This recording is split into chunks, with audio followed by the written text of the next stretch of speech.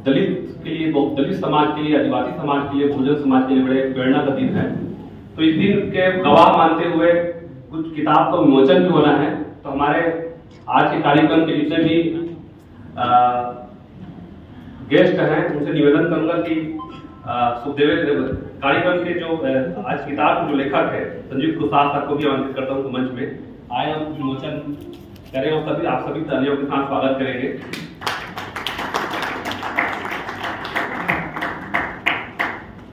Photography भी आप लोग कर लीजिए। Hello hello hello.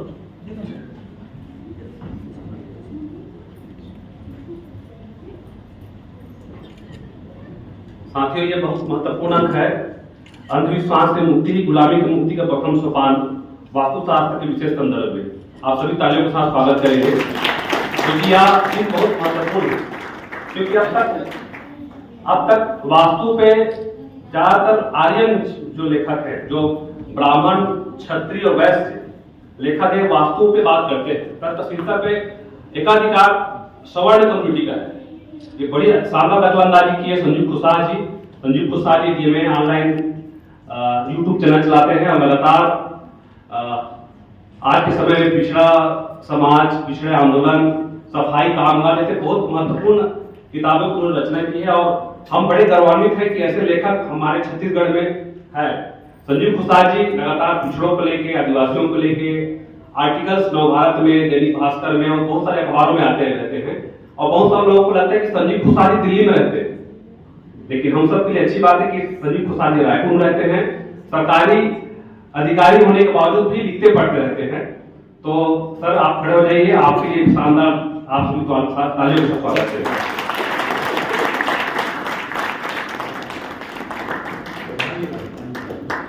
और इस किताब के समीक्षा भी आप सभी आमंत्रित है। आप बहुत सारे हमारे अखबार हैं, मैगजीन्स हैं।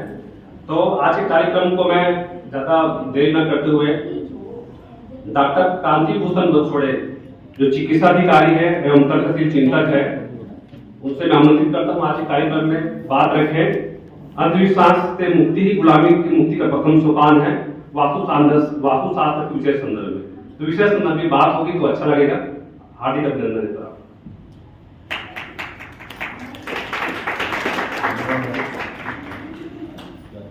इस कार्यक्रम में मंचासीन समस्त आदरणीय अतिथिगण एवं इस सभागार में उपस्थित समस्त मेरे साथियों एवं जागरूक नागरिकों और महिलाओं, वैसे मैं ये बताना चाहूँगा अपने बारे में कि मैं एक साधारण चिकित्सक हूँ। थोड़ा बहुत पढ़ता लिखता हूँ, बहुत बड़ा चिंता के अंदर कुछ नहीं हूँ। ये तो कुछ हमारे मित्रों का, संजीव जी हमारे मित्र हैं तो उन्होंने हमको चिंतक बना दिया, पर ऐसा कुछ भी नहीं है। मैं बहुत साधारण एक चिकित्सक। तो मुझे यहाँ पे इस बात रखने के लिए जो आज का विषय है कि अंधविश्वास से यदि मुक्ति चाहिए तो सबसे पहले हमको बहुत सारी बातों के बारे में बात करना चाहिए। और वही हमारे अंधविश्वास पे जब हम बात करेंगे तो फिर हम अपनी जो हमारी बहुत सारी गुलामियां, आर्थिक, राजनीतिक, सामाजिक, इन सब गुलामियों के बारे में भी हम सोच सकेंगे और आगे हम लोग कार्य कर सकेंगे। और इसलिए अंधविश्वास क्या होता है इसके बारे में हम थोड़ी सी बात करना चाहेंगे। तो अब ये इस संदर्भ में आपने जैसा कि अभी हम लोगों ने विमोचन भी किया है, किताब लिखी हुई है संजीव भाई ने, और इसका नाम है वास्तुशास्त्र की वास्तविकता। तो ये बहुत ही अच्छी किताब है। जैसे कि अभी हम सब जानते हैं संजीव कुशवाहा जी बहुत ही अच्छे लेखक भी है और बहुत ही जाने माने चिंतक भी है और बहुत ही उन्होंने किताबें लिखी हुई है। तो बहुत अच्छे से हम लोग उनके बारे में जानते हैं। तो इस किताब में बेसिकली क्या लिखा हुआ है उन्होंने, तो मैं बताना चाहूँगा कि बहुत ही बढ़िया तरीके से एक शोधपूर्ण कार्य उन्होंने किया है, मुझे ऐसा लगता है। मैंने इस किताब को बहुत ही अच्छे से पढ़ा है और मुझे जो समझ में आई ये चीजें कि हिंदू मिथोलॉजी के हिसाब से जो किताबें हैं, वेद है या बाकी और किताब, जिसका रेफरेंस भी इन्होंने दिया हुआ है बकायदा, इन सब रेफरेंस देकर के और उनके संस्कृत के बहुत सारे श्लोक के आधार पे और बहुत ही अध्ययन के आधार पे इन्होंने अपनी बात रखने की कोशिश की कि वास्तुशास्त्र बेसिकली है क्या। और ये वास्तुशास्त्र के आधार पर किस तरह से अंधविश्वास हमारे समाज में फैला हुआ है। और हम लोग जो देख रहे हैं कि मध्यम वर्गीय परिवार के लोग और विशेष तौर पे उच्च वर्गीय परिवार के लोग कभी मतलब आर्थिक रूप से सक्षम लोग जो है इस तरह के अंधविश्वासों में जकड़ जाते हैं और कई बार अपने बने मकान को भी वो जो है तोड़ फोड़ करके नए सिरे से कुछ करके वो आ जाते हैं। तो इसमें अगर एक विषय के तौर पे अगर हम समझें कि वास्तुशास्त्र क्या है, तो जहां तक हम जानते हैं कि सिविल विज्ञान का एक विषय है जिसको आर्किटेक्ट के नाम से हम लोग जानते हैं और उसको हम लोग वास्तुकला के नाम से भी जानते हैं। वास्तुकला जो है बहुत प्राचीन पद्धति विधि है और एक तरह का विषय है जिसके बारे में बहुत ही अच्छे से बच्चों को पढ़ाया जाता है।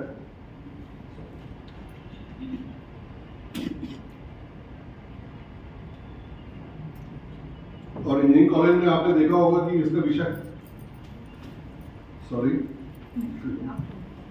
ये विषय को बहुत अच्छे से पढ़ाया जाता है स्कूल कॉलेजों में और बच्चे पढ़ करके एक आर्किटेक्ट बनते हैं, एक सिविल इंजीनियर बनते हैं। और हम देखते हैं कि हमारे समाज में जितने भी तरह के निर्माण होते हैं, भवन निर्माण होता है, कई तरह के है ना ब्रिज निर्माण होते हैं, सड़कों का निर्माण होता है और भी विभिन्न प्रकार के सब भवनों का या जो भी निर्माण होते हैं उसमें वास्तुकला ही काम आती है। ये इंजीनियरिंग कॉलेज का, सिविल इंजीनियरिंग कॉलेज का एक सब्जेक्ट है, ठीक है। तो अब इस सब्जेक्ट को लेकर के इसमें अंधविश्वास घुसा दिया गया है। अगर हम देखें कि बहुत सारी ऐसी इमारतें हैं जो कि प्राचीन काल से बनती आ रही है, आज से करीब 700-800 साल पहले या 1000 साल पहले पुरानी बनी हुई भी बहुत सारी इमारतें हैं और आज बहुत अच्छी हालत में हैं। हम लोग सब लोग जानते हैं कि अंग्रेजों ने जो ब्रिज बनाया था यहाँ से ट्रेन जाने के लिए, वो ब्रिज भी आज बहुत अच्छी हालत में है। हम जानते हैं कि बहुत सारे चीन की दीवार के बारे में अगर हम सुने हैं, चीन की दीवारों को किस तरह से उन्होंने आर्किटेक्ट किया हुआ, उसमें कहीं कोई अंधविश्वास, कोई इस तरह की बातें नहीं थी और उन्होंने बनाया। तो उसके पीछे पर्पस क्या था? उसके पीछे पर्पस था उनका अपने रणनीतिक जो भी मतलब जो खतरे थे, दुश्मनों से खतरे हो रहे थे, उनको उससे बचने के लिए उन्होंने चीन की दीवार बनाई। इस तरह से विभिन्न इमारतें बनाई जाती है। उसके पीछे कारण एक वैज्ञानिक कारण होता है, लेकिन कुछ लोग धर्मशास्त्र के हिसाब से जो सभी लोग जानते हैं हम लोग, वो है हमारे बीजेपी का कार्यालय। रायपुर में बीजेपी का कार्यालय बना हुआ है, अभी भी खाली पड़ा हुआ है, ये वास्तुशास्त्र के चक्कर में। दूसरा एक उदाहरण दिया हुआ है, वो ये दिया हुआ है इन्होंने एंटीलिया, जो अनिल अंबानी का एक मकान, बहुत बॉम्बे का बहुत बड़ा मकान बना हुआ है, वो भी बहुत सालों तक ऐसे खाली पड़ा हुआ है, शायद अभी भी खाली पड़ा हुआ है। और इसी वजह यही है कि किसी मतलब पंडित ने बता दिया, समझा दिया कि इसमें इस तरह से कुछ गड़बड़ियां हैं, उसमें जाओगे तो आपका नुकसान हो जाएगा। तो इस तरह की चीजें उसमें घुस गई है। तो इन सब कारणों से होता यही है। और फिर अच्छा खासा इसमें क्या होता है कि जब कोई एक आदमी करना शुरू करता है तो समाज के और भी लोग उसमें घुस जाते हैं कि हाँ यार, एक ने बोला सही बोला, कुछ ऐसा हो गया। तो यानी घटनाएं हो सकती है। कोई आदमी किसी मकान में रहने की वजह से कभी बीमार नहीं पड़ेगा, कोई आदमी किसी मकान में रहने की वजह से उसको किसी तरह का कोई नुकसान नहीं होगा, ऐसा होना संभव ही नहीं है, चाहे कितना भी अच्छा मकान हो। और इसलिए एक उदाहरण और भी बहुत अच्छा दिया हुआ है, वो है इनका क्या करना चाहिए बताता हूँ, एक सेकेंड। पुणे का जो है पेशवा ब्राह्मणों का इनका पुणे का किला शनिवार वाड़ा, वो भी बराबर कई बार मतलब ध्वस्त होता रहा, कई बार आक्रमणों से बर्बाद होता रहा। तो जबकि हम जानते हैं कि ब्राह्मण जो है इस मामले में बहुत अच्छे से मतलब वास्तुशास्त्र और तमाम सब चीजों का इस्तेमाल करते हैं और उसके बावजूद भी उनका नुकसान झेलना पड़ता है। तो ये कोई लॉजिक नहीं होता है कि हम उस अंधविश्वास के कारण अपने घर में तोड़ फोड़ करें और इस प्रकार। तो इन्होंने संजीव प्रसाद की बात कही है। अब ये अपने को समझना चाहिए कि अंधविश्वास होते कैसे हैं, बनते कैसे हैं, हम लोग कैसे इस अंधविश्वास में पड़ जाते हैं। तो थोड़ी सी बात इसमें कहना चाहूंगा और समझाने का प्रयास करता हूँ कि किस तरह से अंधविश्वास हर आदमी हो सकता है, मुझे भी हो सकता है, आप सब में यहाँ जितने लोग बैठे हुए हैं, हम लोग सोचते हैं कि हम लोग अंधविश्वासी नहीं है, हम लोग प्रगतिशील चेतनाशील व्यक्ति हैं, लेकिन कहीं ना कहीं हम लोग एक तरह से अंधविश्वासी होते भी हैं। एक छोटा सा एक कहानी आप लोगों को थोड़ा सुनाऊंगा, 5 मिनट लगेगा। वो ये है कि एक जगह एक गांव में शादी हो रही थी। तो शादी हो रही थी तो बारात निकल रही थी। अब बारात निकली थी तो क्या हुआ कि भाई हम सब लोग तो नाचते नाचते दूल्हा अपना बैठा हुआ घोड़ी में और चला जा रहा है, बाकी बाराती नाच रहे हैं, तो सामने बुजुर्ग लोग चलते रहते हैं। तो सामने बुजुर्ग चलते चलते एक ने देखा कि यार बिल्ली मरी पड़ी बीच में, अब इस वजह से लोग जाएंगे तो फिर गड़बड़ हो जाएगा, तो खुद उठा के फेंक नहीं सकते थे। उन्होंने एक बच्चे को बोला टोकरी ले जाना, मैं इसको रख देते हैं यहाँ पे सामने में, तो फिर टोकरी के ऊपर पैर मुंह रख करके खड़े हो गए कि किसी तरह से बारात यहाँ से निकल जाए। और फिर बाद में फिर एक बच्चे को बोला कि भैया इसको उठा के फेंक देना यार, फालतू में है ना, उस समय फेंकना मतलब ठीक नहीं लगा उनको, तो इस तरह से उन्होंने तरीका अपना लिया कि टोकरी के ऊपर पैर रख के खड़े हो गए ताकि वो बिल्ली सेफ रहे, कोई किसी के पैर से कुचले मत और बाद में इसको उठा के फेंक दिया जाए। पर्पस उनका ये था। लेकिन कुछ समय बाद जब परिवार तो उस समय संयुक्त हुआ करते थे, संयुक्त परिवार में हुआ ये घटना कि फिर दूसरे बेटे की शादी हुई, तब फिर ऐसा हुआ कि वो दादाजी तो मर गए थे जिन्होंने मतलब वो बिल्ली के टोकरी के ऊपर पैर रखे खड़े हुए थे, वो तो एक्सपायर हो गए बेचारे। पर उनके बेटे को पता था कि ऐसा ऐसा हुआ था कि बिल्ली पड़ी थी और वो उसको मरी हुई थी, उसके ऊपर टोकरी रख करके वो खड़े थे, तब बारात निकली थी। तो दूसरी शादी में भी यही होना है, फिर तीसरी शादी में होना, रिपीटेडली इस तरह की घटनाएं होने लगी उस परिवार में। अब थोड़ा धीरे धीरे जब परिवार बड़ा होता गया तो फिर परिवार शहर में आया। शहर में आने के बाद फिर उनको समझ में आया कि यार इस तरह से करने का औचित्य नहीं है, तो उन्होंने फिर बहुत, लेकिन वो जो बुजुर्ग लोग थे गाँव के बोलने लगे नहीं करना ही होगा, ऐसा ही होता है, बिल्ली लाओ मारो उसको रखो टोकरी के ऊपर, एक बुजुर्ग खड़ा रहेगा फिर बारात निकलेगी। तो बोले ये क्या है, तो इस तरह से होता है परंपरागत रूप से। तो बताना चाह रहे उदाहरण से मैं आपको कि परंपरागत रूप से जो चीजें चली आती है, हमारे बच्चे वही सब देखते हैं, सीखते हैं और उसको मान लेते हैं कि यही सत्य है, यही वैज्ञानिक है और इसको ही अपने को अपनाते चलना चाहिए और इस तरह से परंपराएं बन जाती है। और हम लोग उसमें लॉजिक नहीं लगाते, सोचते नहीं कि इसका क्या कारण है, क्या होना भी चाहिए कि नहीं होना चाहिए, बस करते चले जाते हैं। अगर मैं थोड़ा सा हटके बोलूं तो महिलाएं सिंदूर लगाती है, मंगलसूत्र पहनती, क्यों, लॉजिक क्या है उस, तो इस तरह से बहुत सारे हमारे भी, हम लोग अंगूठी पहनते हैं, ये पहनते हैं, वो पहनते हैं, धागा बांधते हैं, बहुत सारी चीजें करते हैं, तो ये सब लॉजिक इसके पीछे होना चाहिए। तो विज्ञान ये कहता है कि लॉजिक होना चाहिए। तो मेरा बताने का मकसद ये है, ये उदाहरण के आधार पर एक बात और बताना चाहूंगा कि वास्तुशास्त्र जो होता है, वास्तुकला जिसको बोल सकते हैं हम लोग, सिविल इंजीनियरिंग बोल सकते हैं हम लोग, आर्किटेक्चर बोल सकते हैं हम लोग, इसमें ये होता है कि सारी चीजों का गणितीय हिसाब किताब होता है, कितना गड्ढा खुदेगा, कितना सीमेंट लगेगा, कितना लोहा लगेगा, किस तरह से इमारत बनेगी, उसकी गुलाई कैसी होगी, उसकी डिजाइन कैसी होगी, उसकी खूबसूरती कैसी होगी, तमाम चीजों का एक वो किया जाता है और तभी जाकर के बहुत सुंदर इमारतें हमको देखने को मिलती है। ताजमहल देखिए कितना खूबसूरत है, लाल किला देखिए कितने खूबसूरत बिल्डिंग है, इस तरह से ढेरों बिल्डिंगें हमको मिलती है, अपने देश में नहीं विदेशों में भी है। लेकिन भारत में, हमारे देश में पारंपरिक रूप से इस तरह से कई तरह के विचारों का जो है घुसपैठ हो गया है, जो अंधविश्वास के रूप में चला आ रहा है, उसको हम लोग मानते हैं और इस देखा देखी में बहुत सारे लोग करते रहते हैं। तो हमको ये समझना है, विचार करना चाहिए और चर्चा करना चाहिए और इसको बदलना चाहिए, और बस इतना ही है। और आज बहुत विशेष दिन है, हम सब जानते हैं, तो बाबा साहब की जयंती भी है, इस सबके लिए हार्दिक धन्यवाद। मैं आपका ज़्यादा समय नहीं दूंगा, धन्यवाद।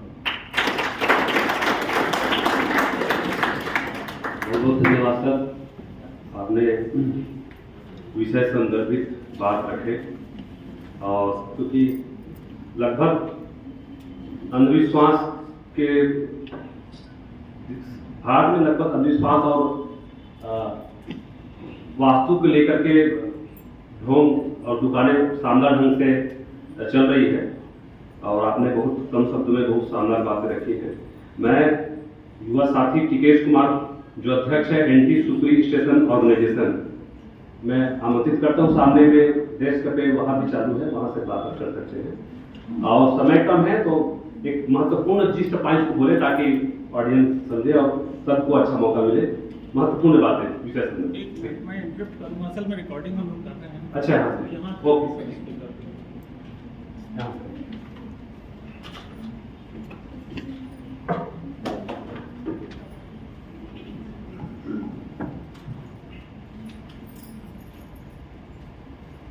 मंच में उपस्थित साथियों और खुशकामा सर का बहुत बहुत आभार व्यक्त करता हूँ और शुक्रगुजार हूँ कि मुझे इस मंच के लायक समझे खुशहाल सर ने। और एक दिन फोन किए थे मुझे, तब बताया कि ये कार्यक्रम करने जा रहे हैं, आप आइए बोल के। तो मुझे लगा कि मैं सुनने के लिए आना पड़ेगा बोल के, तो मैं सोचा। फिर कुछ समय बाद मुझे पोस्टर बना के भी भेजे कि हाँ कार्यक्रम है बोल के।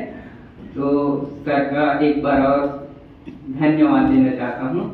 और यहाँ देखा जाए तो अब हमारा जो संगठन अभी छत्तीसगढ़ में काम कर रहे हैं, MP super station organization ESO, और लगातार अंधविश्वास में सीधा अटैक कर रहे हैं। उसका आबा बाबा जो तांत्रिक ओझा तांत्रिक रहता है उसका पर्दाफाश करने का काम कर रहे हैं। तो अंधविश्वास क्या है? अंधविश्वास ऐसा है जिसमें हम आंख मूंद कर कुछ बिना सोचे समझे, चाहे हम कितनी भी डिग्री ले लें, पढ़ा लिखा नहीं बोलूंगा मैं, डिग्री बोलूंगा। पढ़ा लिखा तो मतलब समझने वाला, पढ़ने लिखने वाले लोग को समझूंगा। तो डिग्री लेने वाले कई यूनिवर्सिटी है ना, जो प्राइवेट है, कई तो सरकारी भी डिग्री बांट रही है। तो उसमें लोग क्या है, पढ़ लिख कर भी अंधविश्वास ऐसे बोलते हैं, लेकिन पढ़ा लिखा नहीं है।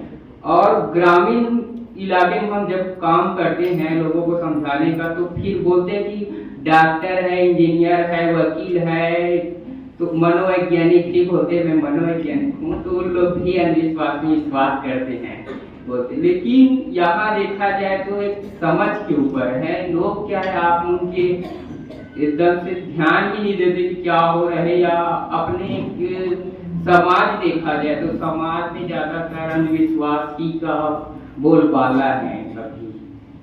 और लोग जहाँ भीड़ है उधर ही जाएंगे, चाहे राजनीतिक क्षेत्र का एक एजेंडा हो या समाज में कई संगठन काम कर रहे हैं अलग अलग तरीके से। तो देखा जाए तो एक रूढ़िवाद बोला जाए तो पुराना परंपरा रहते हैं, तो मानते रहते कि मेरे दादा ने माना, मेरे पिताजी ने माना। सर ने बताया कि दिल्ली वाले एक उदाहरण देकर, तो उसमें मानने का यही एक जरिया रहता है कि मेरे दादा ने भी बोले थे कि ऐसा माना, मैंने देखा शादी में या कुछ कार्यक्रम में, तो मानते हैं। तब बच्चे जब बड़ा होता है पढ़ लिख कर, फिर वो स्कूल के बाद यूनिवर्सिटी कॉलेज पूरी डिग्री ले लेती है, कुछ अच्छा से डॉक्टर वगैरह बन जाते हैं, तो भी तो मानते रहते हैं, छोड़ना नहीं चाहते हैं। इसका एक कारण है कि वो व्यक्ति तो पुराना एक मानसिकता रहते हैं, है ना। साइकोलॉजिस्ट जो मैम है वो समझ सकती है कि कैसे टाइप की एक मानसिक बीमारी को ठीक करने में बहुत समय लगता है। जैसे शारीरिक बीमारी को तो हम मेडिसिन दवाई दे के ठीक एक जल्दी से ट्रीटमेंट कर सकते हैं, लेकिन मानसिक बीमारी जो परंपरागत एक अंधविश्वास है, एक मानसिक गुलामी है, ये बीमारी को ठीक करने में बहुत समय लगेगा मुझे लगता है। और लोगों का यही है कि पढ़ा लिखा का ये रहता है कि पहले ये लोग सुधरे या हम क्यों ठीक हो। पहले जो शहर में है, ग्रामीण का तो छोड़िए, शहर में है, वो लोग क्यों नहीं ठीक हो रहे हैं, क्यों सुधर नहीं रहे, ये भी एक बात आती है। और लोग एक कारण नहीं रहते, अंधविश्वास में मानने का कोई उसमें तर्क ही नहीं रहता है। अंधविश्वास उसी को कहते हैं। जैसे हम यहाँ मैं आने से पहले कुछ खा लूँ, दही वगैरह बोलते हैं, दही, या क्योंकि मैं अच्छा से काम कर सकता हूँ, एग्जाम देने के समय, या बिल्ली रास्ते काट दिए तो फिर आगे जाना बंद हो जाते हैं। तो बिल्ली रास्ते काटने का पहले ये कारण था कि पहले बहुत पेड़ थे, जंगल था, यहाँ इतना रोड नहीं थी, सही तरीके से रोड नहीं था। तो उसमें क्या था, बिल्ली जब चलती थी उसके पीछे कोई बड़ा जानवर था जो आक्रामकता वाले, जो है ना, हिंसक जानवर होंगे, ऐसे एक अनुमान लगा के रुक जाते थे। लेकिन अब ऐसा नहीं है, पूरे सभी जगह ऐसे कोई जानवर नहीं दिखते। बिल्ली रास्ते काटा है तो शहर में तो कोई उसके पीछे नहीं जाएंगे, ऐसे हैं। और लोग आज देखा जाए एक धर्म के नाम पर अंधविश्वास, धर्म का धंधा जो बोलूंगा, उसमें आप कई ऐसे कथावाचक भी सुने होंगे, लोग जाते होंगे कथावाचक के पास, एक से एक वो है चमत्कार दिखाते, लोग चमत्कार के पीछे भागते हैं, ये नहीं देखते कि वो चमत्कार क्यों दिखा रहे हैं, क्या है, धंधा भी नहीं, लूट है, लूट, डायरेक्ट लूट कर रहे हैं, लूटने का धंधा। तो हम बोलेंगे कि व्यापार अलग होता है, कुछ सामान लिए उसके पैसे दिए वो अलग हुआ, ये तो लूट है ना, डायरेक्ट आर्थिक रूप से, शारीरिक रूप से, मानसिक रूप से लोगों को लूट रहे हैं, लोग लुटा रहे हैं अज्ञानतावश, समझ कर भी लोग लूटने। और हम समझते हैं कि अंधविश्वास जो ओझा तांत्रिक होते गांव में वही बात को लोग मानते हैं, ऐसा नहीं है। अंधविश्वास में जो बड़ा बड़ा जितना बड़े लोग हैं उतना बड़े बड़े उसका बाबा रहते हैं, ऑनलाइन बाबा ठगी करते हैं, और उससे राम रही माता राम जैसे भी। तो क्या है इसमें, ठगने का पैसा तो ठग लेते हैं, लेकिन महिलाओं के, महिला सशक्तिकरण की बात हो रही थी, तो महिला भी एक देखा जाए अंधविश्वास में फंसे हुए हैं, और पुरुष को तो कोई मतलब ही नहीं महिलाओं से, क्या करे, बस घर के चार दीवारियों में बंद करे, चाहे अंधविश्वास माने या उससे निकलना चाहे या न निकले, उसमें भी कोई ध्यान ही नहीं देता। और बड़ी बात है, हम अंधविश्वास से कैसे लड़े। लड़ने के लिए मैं यही कहूंगा कि सबसे पहले तो आप खुद बदलिए, पहले आप बदलिए, फिर अपने परिवार को बदलिए, दोस्तों को बदलिए, आसपास को बदलिए। एक हमारा जो संगठन का कार्य या कर्म हुआ तो मुझे बोला अपने मोहल्ले, अपने जहाँ रहते हैं वहां मत कीजिए, कई साथी सुझाव दिए मुझे, तो मैं बोला नहीं, सबसे पहले तो हम आसपास अपने घर में ही कार्यक्रम करेंगे, तब फिर लोगों को समझा पाएंगे। लेकिन हम क्या करते हैं कि कार्यक्रम अपने घर या आसपास को छोड़ देते, समझाना या बताना छोड़ देते हैं, बाकी हम दूर दूर तक कार्यक्रम करते रहते हैं, या हम खुद कंडक्ट का बीज लगा के दूसरों को ज्ञान बांटते फिरते हैं। ये भी एक समस्या है। ऊपरी बात करते हैं कि ये हुआ बड़ी बड़ी बात कर दिए मंच में, फिर बाहर जाके फिर अरे यार छोड़ो, हम तो बोल दिए ऐसे, ये ऐसे नहीं होना चाहिए। और एक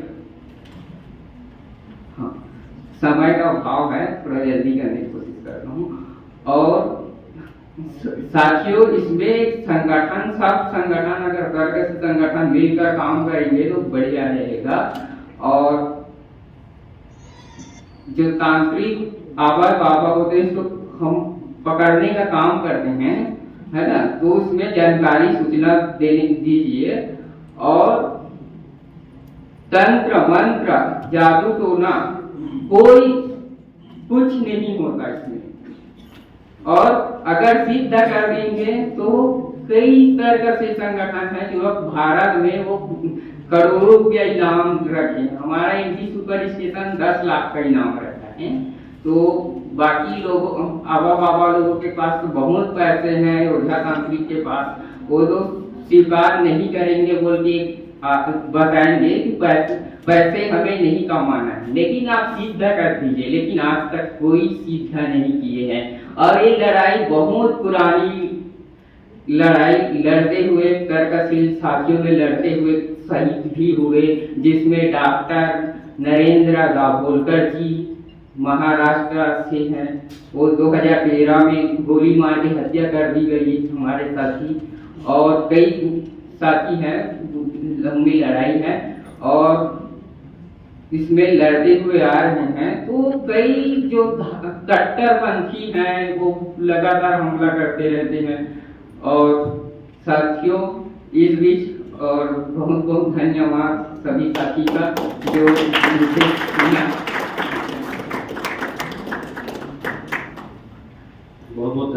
साथी टीकेश कुमार जी। और टीकेश कुमार जी लगातार जन आंदोलन से जुड़े हुए हैं और बहुत वैज्ञानिक अप्रोच के साथ बात रखते हैं। हमारे बीच में आप सभी टीकेश की भी ताली बजा के स्वागत करेंगे। अभी पिछले कुछ समय से छत्तीसगढ़ में पंडित धीरेन्द्र शास्त्री, प्रदीप मिश्रा जैसे शख्सियत लगातार बेल की पत्ती चढ़ाओ तो आपके बच्चे पास हो जाएंगे, और पूरा ओबीसी समाज पार्टिकुलर, जिसमें तेली, कुर्मी, नई, लोहार, ओबीसी कम्युनिटी जो शूद्र वर्ण, जो शूद्र समाज है, वो मंदिरों में आजकल दुकानदारी चल रहा है, एक तरह से रिफॉर्म किया हिंदुत्व को। सर मोहल्ले में पानी बढ़ने का बोर्ड लग गया, नाम के सीधा। और प्रदीप मिश्रा पुजारी में भी 4 पंडाल डोम लगा है, डोम, तो चारों पंडालों में सांप छाप छोड़ दिए थे, और पब्लिक झूम रहे हैं शिव भक्ति में और बोले कि ये शिव का जो गला में चढ़ता है नाग वही है। इतनी पागलपन देख लो को इस समय मिल रहा है, और यही हिंदुत्व की खासियत है। तो साथियों, ये हवा में नहीं हो रहा है, ये सत्ता, सरकार और जो सरकारें होती है और प्रशासन के लोग होते हैं, उसमें ब्यूरोक्रेट्स भी शामिल होते हैं और पॉलिटिशियन भी शामिल होते हैं। तो ऐसे में जहां संतरी से लेकर मंत्री तक जब एक ही विचारधारा के होता है, तो इस तरह से हिंदू रिफॉर्म कर जाता है। तो ये हिंदुत्व का स्वर्ण काल चल रहा है, और स्वर्ण काल जो है अंधविश्वास से ही चलता है, पाखंडता से ही चलता है। जिससे मुक्ति कैसे पाना है, हम सबको तय करना है। हमारे बीच में रामलाल गुप्ता जी हैं, सामाजिक कार्यकर्ता हैं, लेखक हैं और चिंतक हैं, और अपने शानदार उद्बोधन से हम सबको स्वागत करते हैं। मैं गुप्ता साहब को आमंत्रित करता हूं कि आज के विषय पे अपनी संक्षिप्त उद्बोधन में बात रखें। आदरणीय गुप्ता सर, आप सभी तालियों के साथ स्वागत है।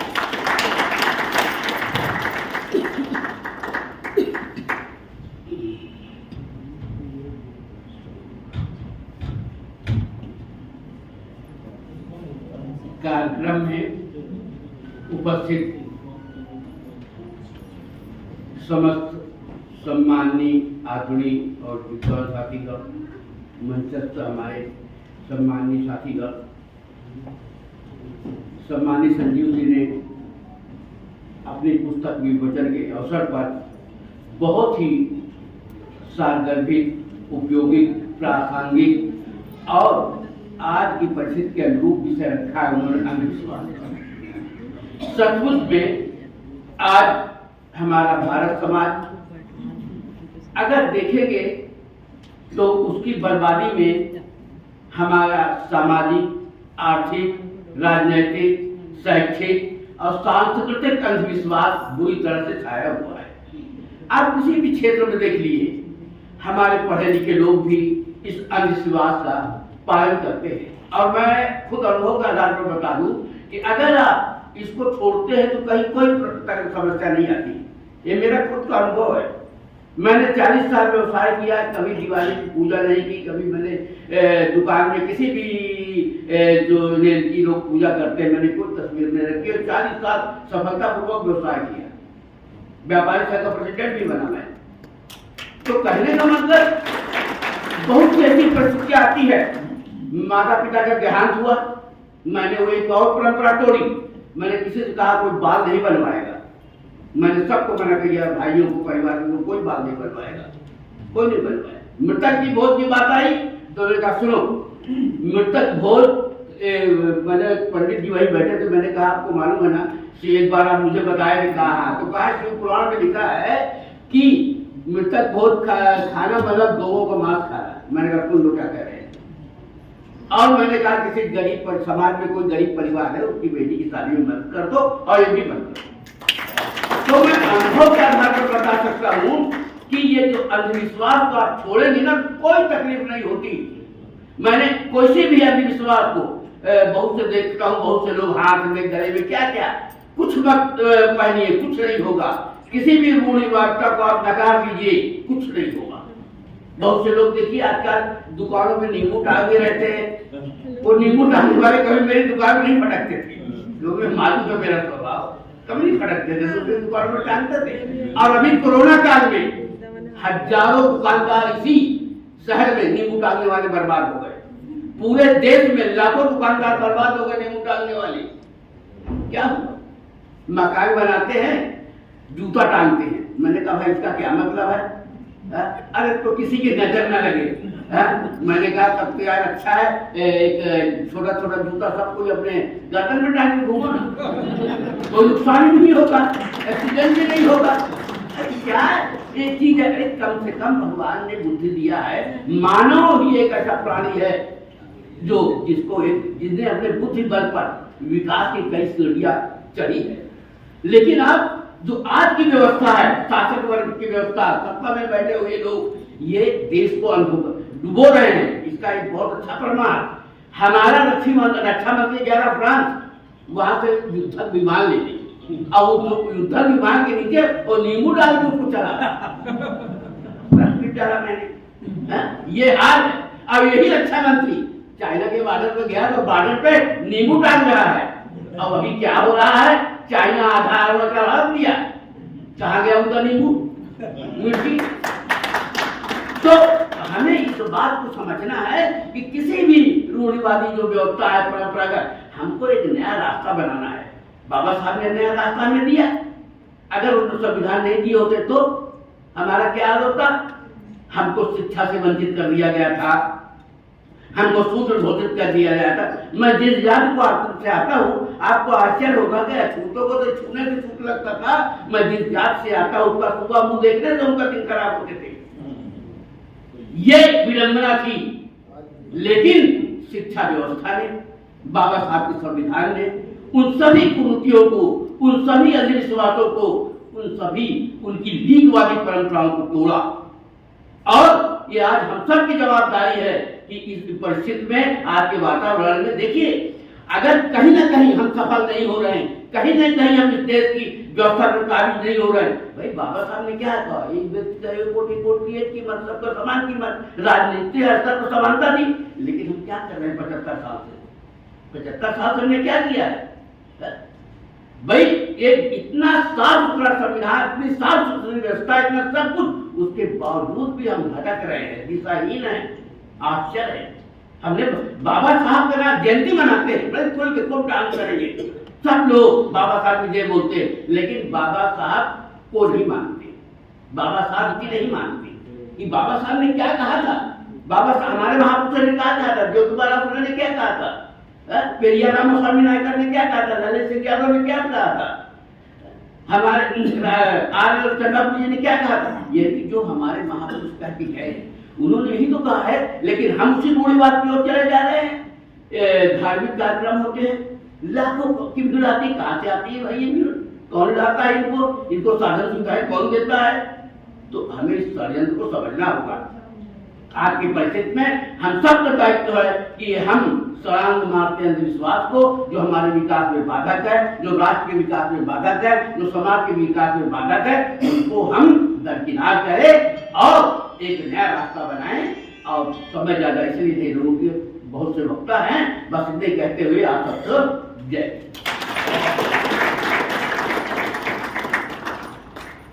धन्यवाद सर। रामलाल गुप्ता जी को सुनने का और लगता है कि हम उसको सुनते जाएं, क्योंकि सर का अनुभव फील्ड में, मतलब दलित राजधानी में रहते हुए भी सर का बहुजन आंदोलन के लिए बड़ा काम रहा, और उनकी किताबें भी है, रचनाएं भी है, आलेख भी हमारे बीच में आती रहती है। साथियों, जो अंधविश्वास लाने का जो कारोबार है, मीडिया के माध्यम से होता है।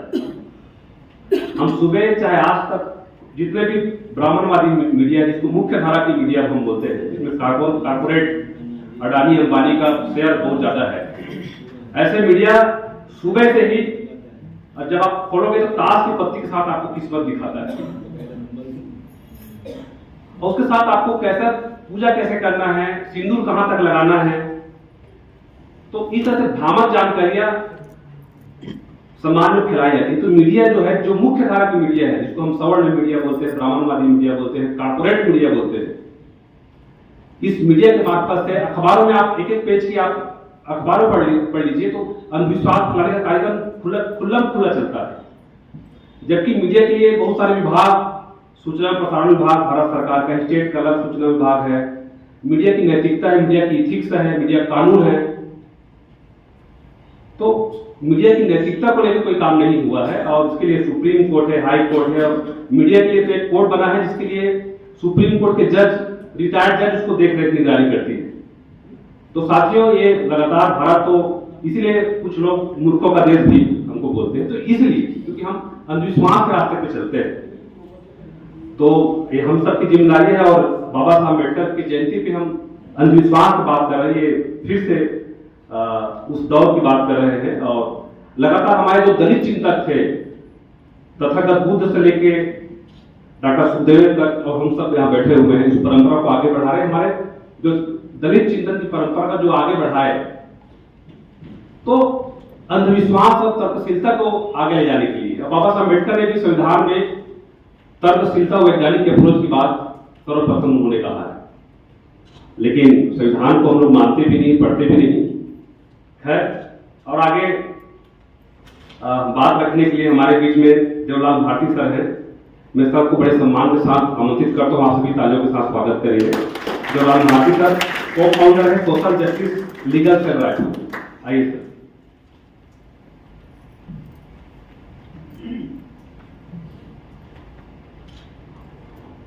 धन्यवाद साहू जी। सर्वप्रथम मैं आज जिस महापुरुष के जन्म जयंती के अवसर पर हम आज ये कार्यक्रम कर रहे हैं, मैं उस महापुरुष को नमन करता हूं। और आप सबकी उपस्थिति में आज खुशी हो रही है कि हम कई जगहों पर बाबा साहब की जयंती मना रहे हैं। आज मंच पर उपस्थित सभी डॉक्टर कांति Bhushan बनसोड़े sir, टीकेश Kumar ji, Ramnagar Gupta sir, Sukhdevi sir, और सभी आप प्रबुद्धजन यहाँ बैठे हैं। बात करते हैं हम कि अंधविश्वास से मुक्ति ही गुलामी से मुक्ति का प्रथम सोपान, और ये विशेष संदर्भ में रखे हैं वास्तुशास्त्र के ऊपर। साथियों, मैं आपको बताना चाहूंगा, वास्तुशास्त्र के ऊपर इस देश में बहुत सारे ग्रंथ, और ये देश उसी ग्रंथ को पढ़कर आगे बढ़ रहा है। ये अंधविश्वास एकाएक नहीं जा सकती। आपको बताऊंगा कि अंधविश्वास क्यों नहीं जाएगी। महिलाओं का भी प्रथम सत्र चल रहा था, उसमें बहुत अच्छी बातें आई कि महिलाएं क्यों नहीं आ गया। जब तक वो घर को छोड़ेंगी नहीं, बाहर आएंगे नहीं, तब तक आगे बढ़ेंगे। सभी ने बहुत अच्छा चिंतन रखा कि हमें आना चाहिए। सुरेखा जानने में कहा कि मैं पहली बार यहाँ बैठी, तो हमें ये सोचना पड़ेगा कि आखिर वो जड़ क्या है अंधविश्वास का। तो वो अंधविश्वास का जड़ हमारे घर से शुरू होता है, और उस घर की बागडोर होती है हमारी माताओं के यहाँ। और माताएं इतनी ज्यादा जकड़ी हुई हैं आज भी इस देश में कि हम कोई दिन ऐसा नहीं होगा जिस दिन कोई पूजा व्रत या कोई त्योहार हो। तो हम तो जकड़े हुए हर घंटे, हर दिन, और यहां तक 365। हम बढ़ेंगे कैसे? विचार कहां से आएगा? तो मैं आपको बताऊंगा, इतनी सारी ग्रंथ है, एक एक ग्रंथों में ऐसा पुलिंदा पड़ा है, और समाज कहां से बढ़ रहा है? उसी ग्रंथ के पढ़ के आगे। आप अंधविश्वास छोड़ना भी चाहें तो इस किताब में लिखा हुआ है, आप छोड़ नहीं सकते। तो लिखने वाले कौन है? आपको विचार करना होगा कि आखिर क्या देख करके उसने घर बनाते हैं। वास्तुशास्त्र की बात कर रहा हूं मैं। वास्तुशास्त्र के अंदर इतनी सारी बातें हैं कि आप उसको देखेंगे, एक एक पग पर इस पे स्थान का विचार होता है। मकान बनाना है, वास्तुशास्त्र की बात कर रहा हूं। मकान आप बनाएंगे तो मकान की स्थिति देख रहे हैं, किधर पूर्व है, किधर पश्चिम है, किधर उत्तर है, किधर दक्षिण है। उस जमीन को भी देखते हैं तो क्या पूर्व मुंह का होना चाहिए। कोई जमीन, जैसे मैं बधाई देना भूल गया सुखदेव साहब को कि उन्होंने ये बहुत अच्छी किताब इसके ऊपर लिखी है कि अंधविश्वास हम कैसे तोड़ें। आपको सर बहुत बहुत बधाई देता हूं, और तालियों के साथ स्वागत करें सर का कि इन्होंने इसको पृथक को तोड़ने के लिए एक कोशिश की है। तो मैं आपको बता रहा हूं कि स्थान का चयन करते हैं, स्थान के चयन के बाद में उसकी दिशाओं का चयन करते हैं, भूमि का स्थान, भूमि का रंग, भूमि का गंध, भूमि का स्वाद, आप एक एक चीज को देख रहे हैं। जब तक इस मिथक को हम तोड़ेंगे नहीं, अंधविश्वास कभी खत्म नहीं हो सकता है, अंधविश्वास कभी खत्म नहीं हो सकता। खत्म करने के लिए वही आपसे निवेदन है कि आप इन ग्रंथों से पहले मुक्ति पाइए। लोग इन ग्रंथों का ही उदाहरण लेकर के आज अंधविश्वास फैला रहे हैं। बाबा लोग क्या करते हैं, बताया कि बाबाओं का चलन है, बाबा लोग इसी ग्रंथों को देखते हैं और कहां पर कार्यक्रम करना है। क्या दिया हमें, संविधान में वो बातें कहती है, हम भारत के लोग एकता, समानता और शिक्षा के सबको मिलना चाहिए, महिलाओं को बराबर की हकदारी मिलनी चाहिए। तो सबसे पहले आपको इन ग्रह निवारण और ग्रह दशा विचार से ऊपर उठना पड़ेगा। जब तक आप ऊपर नहीं उठेंगे तब तक का आप अंधविश्वास में जकड़े रहेंगे। इसलिए मैं यही कहूंगा आज के दिन में कि आप बाबा साहब की विचारधारा को अपनाइए और इन पाखंडियों बाबा के चक्कर से और ये जितने भी वास्तुशास्त्र के जो जनक हैं इनके चंगुल से बचिए। इन्हीं शब्दों के साथ मैं समय का भाव को देखते हुए अपनी वाणी को विराम देता हूं। आप सबको फिर से बाबा जी की जयंती की बधाई और सुखदेव सर को शुभकामनाएं देता हूं। तो इसी तरह अंधविश्वास पे चोट करते रहे। जय भीम, जय भारत।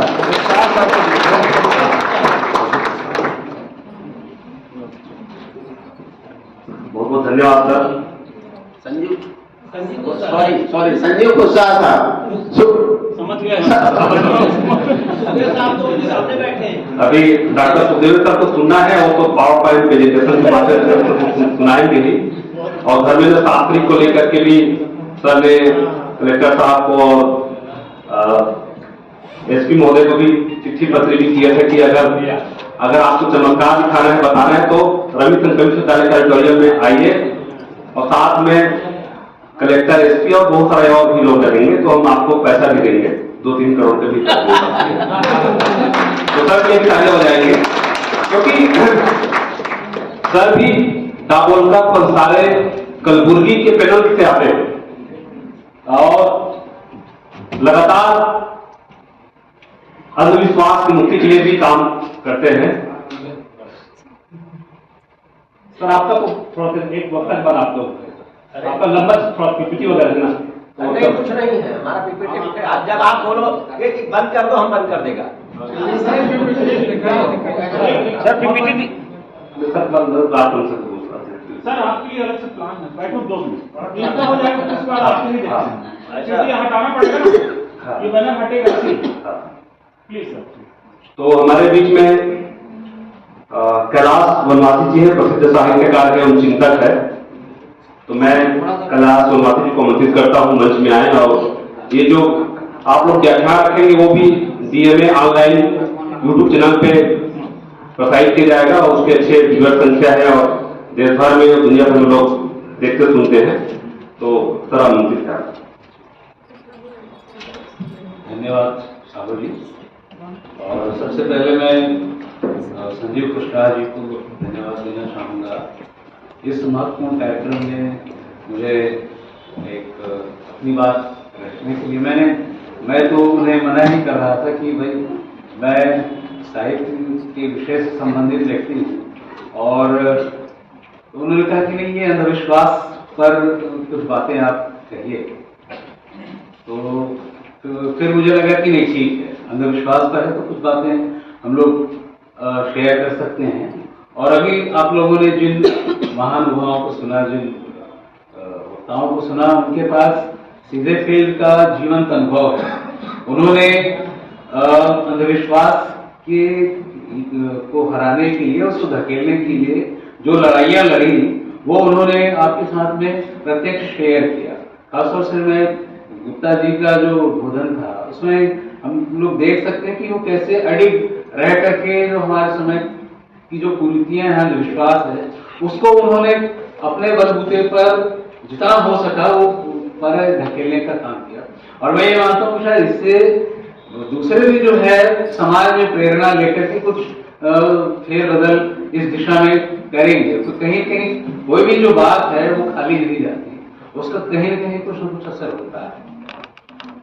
मित्रों, मैं जो हूँ एक शिक्षक हूँ और विज्ञान लेकर के मैंने पढ़ा है और विज्ञान पढ़ाया भी, लेकिन इस दरमियान मैं इस पूरे विषय को थोड़े शिक्षक नजरिए से देखने की कोशिश करता हूँ। तो ये बहुत साफ दिखाई देता है कि इस दरमियान जब हम लोग पढ़ते थे, तब या पढ़ाई कर रहे थे विज्ञान का, तब हम लोग के सामने जो देश का जो नक्शा है या देश की जो तस्वीर उभरती थी वो इस तरह से नहीं उभरती थी, जिसमें आज इतना ज्यादा अंधविश्वास, धार्मिक घृणा, द्वेष और इस तरह का पूरा जो विकृतियां जो हो सकती है, इतनी हिंसा, विकृतियां, नफरत, वो सारी चीजें जिस तरह से इस दौर में ये लगने लगा है कि सब इसी दौर में आकर के जमा हो गई। और ये बहुत उकताहट और हम लोगों को मुझे लगता है कि जो भी इस समय में सोचने समझने वाला व्यक्ति है वो बहुत बेचैन होगा, वो चैन की नींद नहीं सो सकेगा, क्योंकि ऐसा कोई दिन नहीं जाता जिस दिन आपको किसी की हत्या, किसी का जातिगत द्वेष, उत्पीड़न, अत्याचार या और भी किसी तरह से प्रताड़ना, उसकी खबरें हमारे तक नहीं आती। तो ये सहसा ये जो देश है ये कैसे हो गया? क्योंकि मैं पढ़ता था तो वो तो कुछ पहले क्या जो गाना था जो हम हिंदुस्तानी फिल्म का है, जो ये है कि आज पुरानी जंजीरों को तोड़ चुके हैं, क्यों देखें उस कल को जिसको छोड़ चुके हैं, चांद के दर पर जा पहुंचा है आज जमाना, नए जगत से हम भी नाता जोड़ चुके हैं। सोचिए, ये जो गीत है प्रेम धवन साहब ने 1962 के आसपास लिखी थी। अब ये 62 से लेकर के 50-60 साल का वक्फा बीत चुका है, लेकिन आज हम देखेंगे तो ये लगता है कि जो हमारे उस समय के जो नीति निर्माता थे और एक स्वप्न देखा करते थे जो नागरिक थे, उनके भीतर भी इस तरह का नागरिक बोध इतना सशक्त था कि वो अपने देश को रचने के लिए एक उदात्त भाव से और एक बड़े विजन के साथ में देश के निर्माण के लिए सोचा करते थे। लेकिन आज हम देखते हैं कि वो पूरा का पूरा जो चीजें हैं अपने स्वार्थ, अपनी राजनीति को साधने के लिए या अपना हित, अपना कारोबार, चाहे आप बड़े से बड़े उद्योगपति को ले लीजिए, चाहे बड़े से बड़े राजनेता को ले लीजिए, उनका और उसके साथ इन लोगों ने जो हमारा जो अभिन्न अंग था धर्म, जिसको हम लोग बहुत पवित्र आस्था के साथ में देखते थे। एक घर में एक छोटा सा कोई शंकर भगवान का एक किसी का छोटा सा एक कैलेंडर बस हो जाता था। ये मानिए कि पूरे जो हिंदुस्तान की जो बड़ी आबादी है उस छोटे से कैलेंडर से या किसी शालिग्राम से अपना पूरा जीवन उस श्रद्धा से बहुत संतोष भाव से बिता सकता था। उसके आध्यात्मिक जीवन में उसके जीवन में बड़ी शांति थी उस तरह। लेकिन जैसे जैसे धर्म का राजनीतिकरण होता गया है और धर्म को उन जो औजार बनाते चले गए हैं, उसके बाद से चीजें जो है दूसरी तरह से हो गई कि वोट बैंक की राजनीति शुरू हो गई और उसने हमारे समाज को धीरे धीरे जिस तरह से नीचे लाना शुरू किया, वो हमारे सामने आज की वो तस्वीर हम लोग उस रूप में देख सकते हैं। मुझे बड़ी चिंता होती कि हमारे जो आज के जो बच्चे हैं उनके भीतर इस तरह का इंटरेक्शन क्यों नहीं होता है। ये तमाम जो बड़ी बड़ी डिग्रियां वाले जो वो सही कह रहे थे भाई टी कुमार कि इनको पढ़े लिखे हम नहीं कह सकते, क्योंकि पढ़ा लिखा होना मतलब जो अम्बेडकर जी का जो सिद्धांत है विवेकवान होना या जो शिक्षा का सही मतलब होता है कि जिसमें विवेक हो, एक सही निर्णय लेने की क्षमता हो, उस तरह की चीजों की तरफ अग्रसर होना होता है।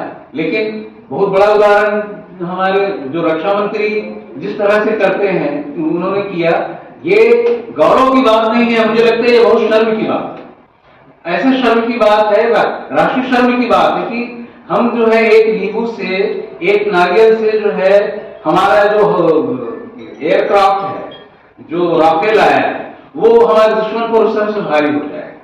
तो कई तरह का जो झोल है ये दिखाई देता है। और मुझे यहाँ पर मैं एक बात जो कहना चाहूंगा वो ये है कि इसका एक बड़ा कारण मुझे जो लगता है वो है हमारी शिक्षा व्यवस्था में बहुत बड़ा जो एक कैरियरिज्म जो उदय हुआ है।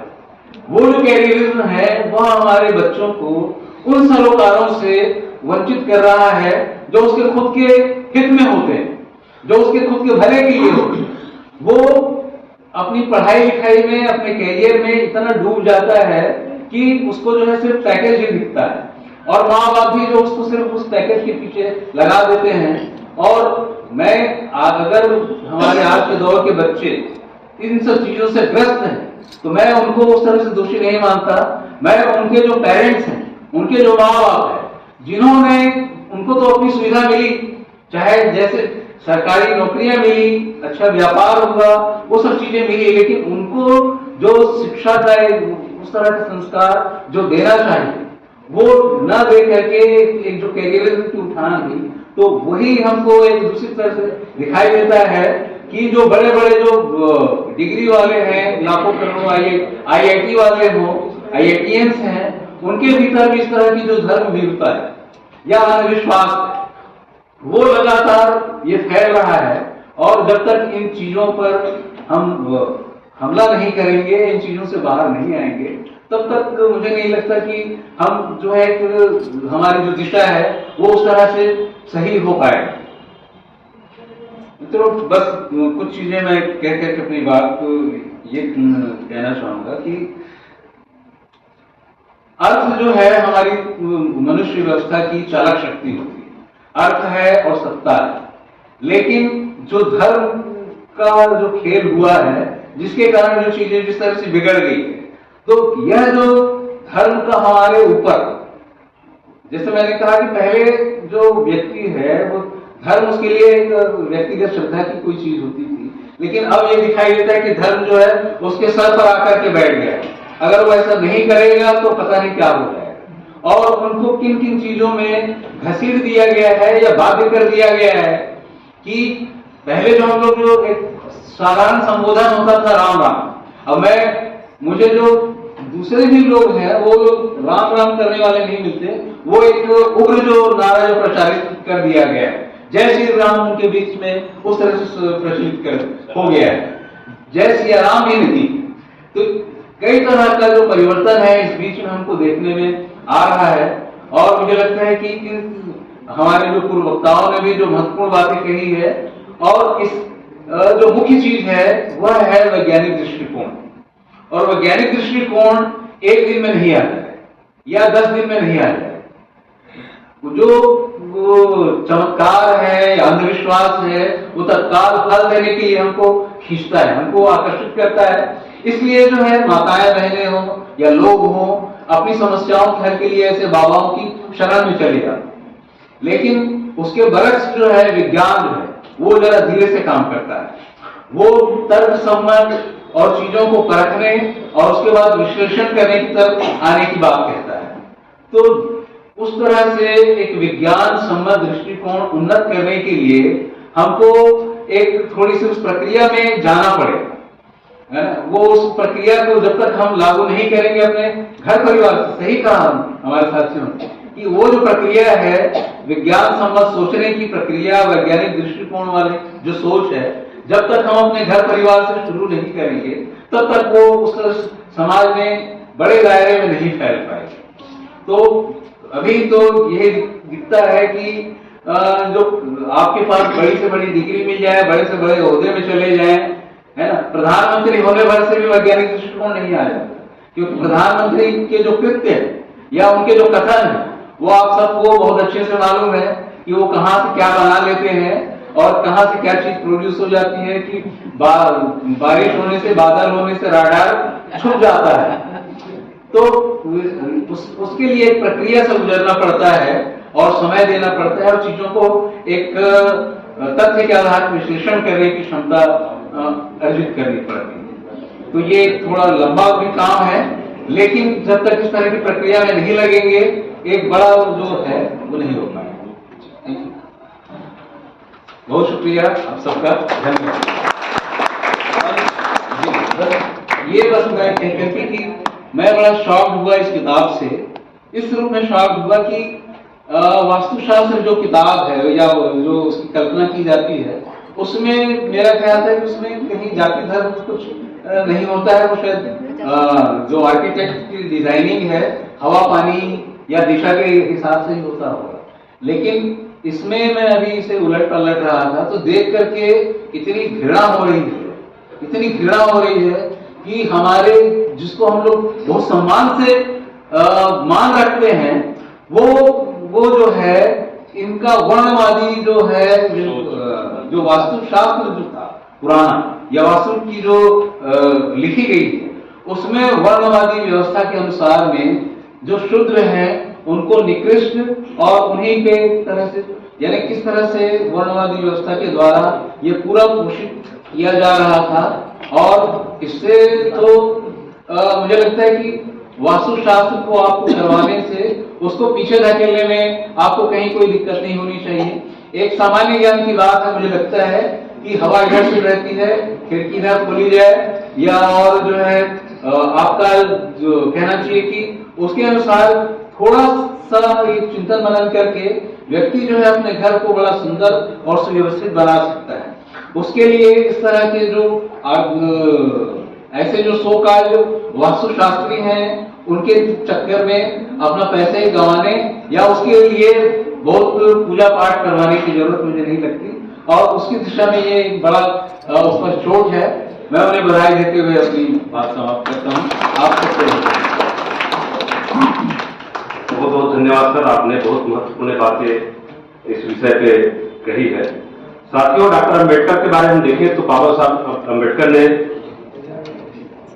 लीडर्स ऑफ हिंदुइज्म, जिसके हिंदी में हिंदू धर्म की पहेलियां और क्रांति और प्रतिक्रांति, revolution and counter revolution, Marathi में क्रांति एंड प्रतिक्रांति, ये किताबें पढ़नी चाहिए। वो जो आज अंबेडकर जयंती पे हम उपस्थित हैं, तो वो किस तरह से भारत में जो पाखंडता का एक धर्मशास्त्र रहा है और कैसे समाज में विकृतियां फैली है, उसका एक पर्दाफाश क्रांति और प्रतिक्रांति, ये किताब में आप सबको पढ़ना ही चाहिए। और लीडर्स ऑफ हिंदुइज्म, तो ये किताबें आज के समय में प्रासंगिक है, क्योंकि बड़े बड़े बाबा प्रदीप मिश्र और धीरेन्द्र शास्त्री जैसे लोग शिव के लिंग में तब तक बेल की पत्ती के साथ बच्चों को काम करवा रहे हैं, और एक तरह से आरएसएस, एक तरह से ब्राह्मणवादी पूरी लॉबी लगी हुई है, सत्ता, कारपोरेट और मीडिया। तो ऐसे समय में हमको बाबाओं से बचने के लिए, अंधविश्वास की मुक्ति के लिए हमको पढ़ना है। और डॉक्टर अंबेडकर ने जो काम किया है, संविधान में भी तर्कशीलता की बात बार बार उन्होंने कही है, तो हमको पढ़ना चाहिए। और आगे डॉक्टर रमेश सुखदेवे जी हैं, जो तर्कशील परिषद के अध्यक्ष हैं, तथागत संदेश के संपादक हैं, और अंधविश्वास की मुक्ति के लिए लगातार काम करते हैं और वैज्ञानिक अप्रोच की बात करते हैं। मैं सबको बड़े सम्मान के साथ आमंत्रित करता हूँ, आप सभी तालियों के साथ स्वागत करें।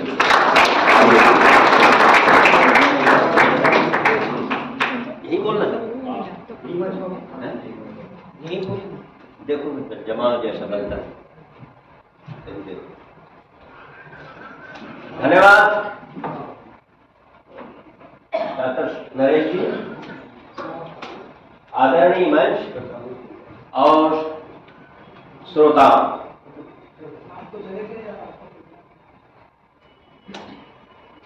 इस कार्यक्रम में आप सबका स्वागत है, अभिनंदन है।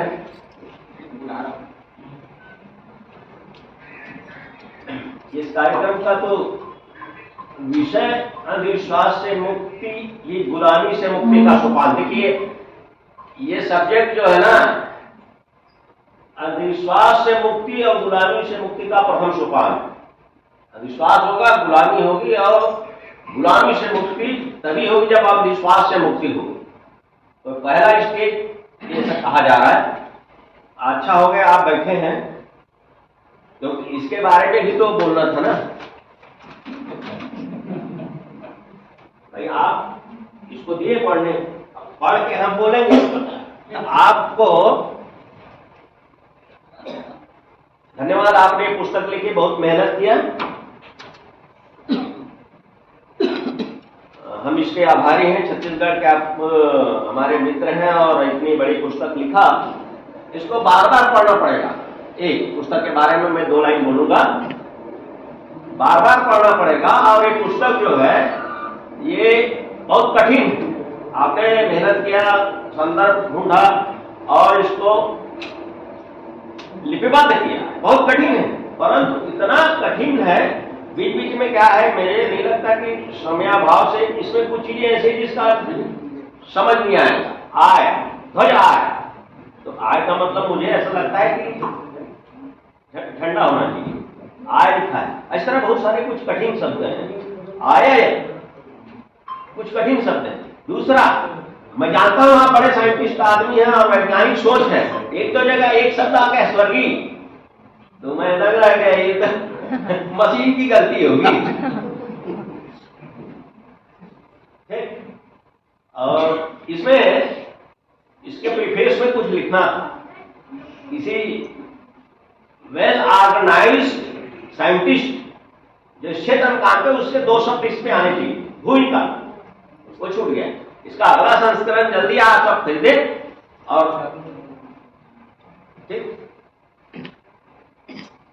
ठीक सर, धन्यवाद, पुनः धन्यवाद। अब देखिए टॉपिक जो ऐसा है, इसमें आज जो है इस टॉपिक पर इतना कठिन टॉपिक है और हम लोग अभी वहीं रह रहे हैं। कहां? दोनों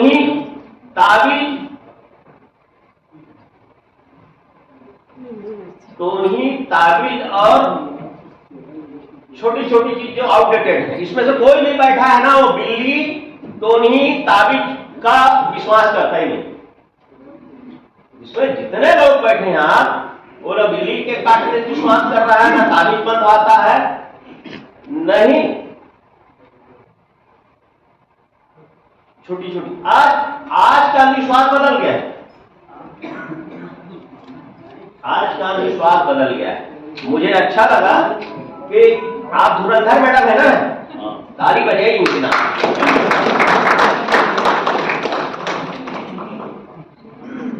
अभी चालू कर सकते सर, हम उधर चले जाते हैं।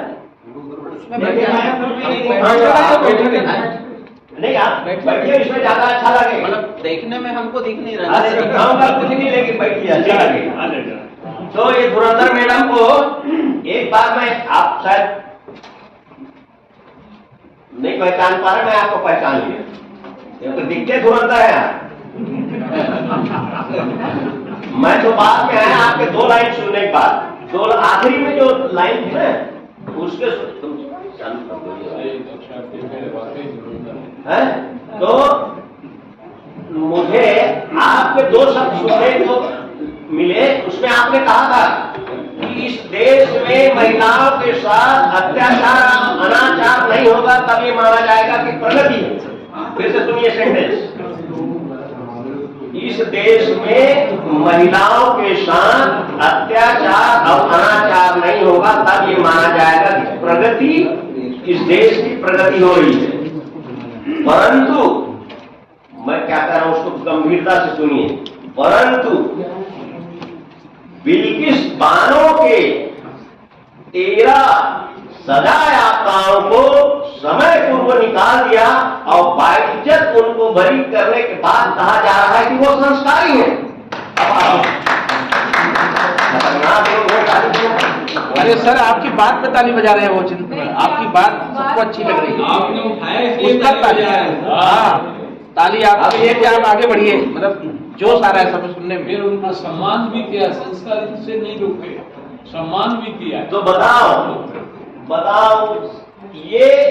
ये फैसला है या ये न्याय है? ये अंधविश्वास है।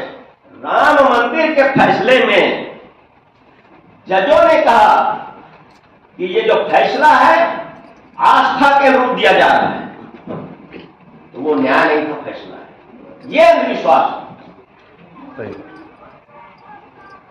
चलिए, एक तुम साउंड को बंद करो, बस देखते जाओ, आप इसको फुल में कर दो। पूरा दिख नहीं रहा। नहीं साउंड भी आएगा तो अच्छा लगेगा सर। नहीं साउंड नहीं, मैं बोल रहा हूँ ना, ये जो ठीक, कोई बात नहीं। अब मैं क्या बोल रहा हूँ, सुनते जाइए। यहाँ वो कुरैशी जी बैठे थे, चले गए। अरे सर वो तो आप में बोल रहे हैं। कुरैशी जी बैठे थे, चले गए। बताओ आप कहाँ है गुस्सा जी? रोकना था उनको। मेरे क्या मतलब ये वाला दिखाने वाला अब ये कैसे पता चला सर आप ये दिखाने वाले थे? देखिए, अंधविश्वास जो मैं पहले कह चुका हूं, दोनों भूत प्रेत ताबीज ये आउटडेटेड हो गए। इसमें से जितने बैठे हो कोई भी विश्वास नहीं करते। अब सुनिए, अंधविश्वास क्या है? तकबीर, तकबीर, अल्लाह अकबर, तकबीर, अल्लाह अकबर। मतलब तकबीर का मतलब भगवान की जय, और अल्लाह अकबर का मतलब अल्लाह महान है। क्या बोला मैंने? अल्लाह अकबर का मतलब होता है अल्लाह महान है। हम इस चीज को सम्मान करते हैं, और बहुत अच्छी बात, सभी धर्मों का हम सम्मान करते हैं। अब पहले हम छोटे थे ना तो सीताराम बोलते थे, बाद में हम जवान हुए तो राम राम बोले, अब जय जय श्री राम। आईएएस थी वो, उसको बुलाए थे तो आईएएस हो गई। बता कैसे बच्चे आईएएस हो जाए? उसने कहा कि मैं बायोलॉजी ली थी, 3-4 बार पीएमटी दी, नहीं हुआ। 2005 से बैठ रही थी, नहीं हुआ। 2011 बैठी, फिर जो हुआ, फिर 2016 हुई, आईएएस क्रैक कर गई। फिर उसने कहा it is a grace of God. एक आईएएस हो जाती है और कहती है ग्रेस ऑफ गॉड। 3 माह खाना खा खिला के पका खिलाई, तेरा बाप तनख्वाह दे के फीस पटाया, अभी ग्रेस ऑफ गॉड हो गई। एक और बहुत बड़े अधिकारी थे, उसने कहा कि जो गरीब समाज के लोग पढ़ लिख के आते हैं ना, ये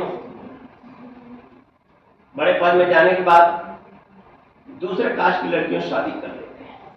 अम्बेडकर ने कहा था कि इंटर कास्ट मैरिज करो, जाति खत्म करना है। जिसके जयंती, जिसके विचार के लिए लोग बात वो कह रहे नहीं, तुम अपने जात में शादी करो तो जात में मिलना जुलना। एक जज को बुलाया, एक जज ने बोला कि मेरा एक ही पोस्ट था, मैं 4 बार परीक्षा बैठी और 22 लाख आई सेलेक्ट। मेरा बात समझ आ रहा है ना? 22 लाख आई सेलेक्टेड है। लकली है, लकली बोलते हैं, लकली आई वैसे। हाँ, 22 लाख आई सेलेक्टेड। बताइए, तो आप ये मत समझिए कि कोई पद में है या कोई शिक्षित है तो ज्ञान मान। देखिए, अब यहाँ विश्वास का दूसरा तरीका है, इसको थोड़ा दौर से पढ़ लीजिए। इस गांव में गया था मैं, 15 लड़के एक साथ बेहोश हो गई।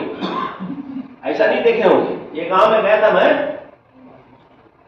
15 लड़के एक साथ बेहोश हो गए, और कोई चिल्ला रही है, कोई सीढ़ी चढ़ रही है, कोई कूद रही है, कोई बाल बिखेर रही। स्कूल 9वीं क्लास है, क्लास 9वीं लड़कियां।